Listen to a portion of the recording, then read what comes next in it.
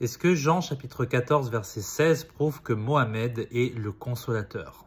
Alors écoutez-moi jusqu'au bout, on va démolir définitivement cette idée reçue. Reçue surtout chez les musulmans, pas chez les chrétiens qui lisent leur Bible. Alors déjà, dans le contexte, puisqu'il faut faire l'effort de lire au moins le chapitre, ce n'est pas compliqué, qu'est-ce qu'on remarque? On remarque que les disciples sont attristés parce que Jésus leur annonce qu'il va bientôt partir. C'est pour ça qu'il est question d'avoir un consolateur qui va demeurer avec eux pour toujours.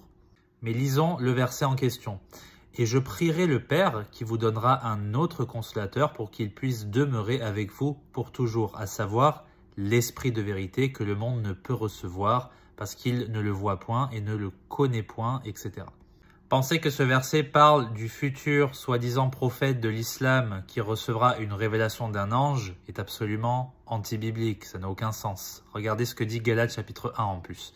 Mais quand même nous-mêmes, où un ange du ciel vous prêcherait un évangile différent de celui que nous vous avons prêché, la mort, l'ensevelissement et la résurrection de Jésus-Christ, qu'il soit maudit. J'en rajouterai pas plus. Maintenant, il reste à répondre à cette question. Quand est-ce que cet esprit de vérité ou le consolateur, il est venu? Eh bien, la Bible nous donne déjà la réponse.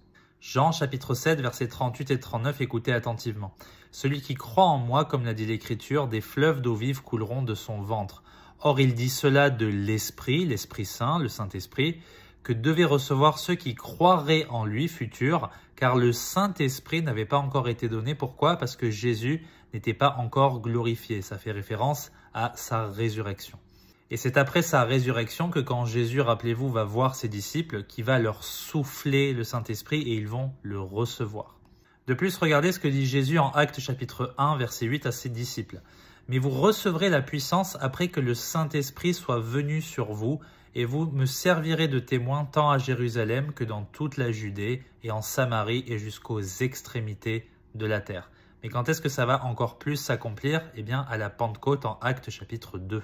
« Et il leur apparut des langues séparées comme du feu qui se posèrent sur chacun d'eux, et ils furent tous remplis de quoi? Du Saint-Esprit, et ils commencèrent à parler en d'autres langues selon que l'Esprit leur donnait de s'exprimer. » Est-ce qu'on a parlé de Mohamed depuis le début là? Non, certainement pas. Surtout que l'Esprit Saint est un esprit, ce n'est pas un être charnel. Mohamed étant un être charnel. Donc on est complètement hors sujet, comme d'habitude avec les musulmans. Une dernière chose, est-ce que Mohamed, le soi-disant consolateur, est venu rappeler tout ce que Jésus a enseigné? C'est-à-dire Jean 3,16 par exemple. Car Dieu a tant aimé le monde qu'il a donné son seul Fils engendré, afin que quiconque croit en lui ne périsse pas, mais qu'il ait la vie éternelle. Certainement pas. Attention à cette fausse religion, que Dieu vous bénisse.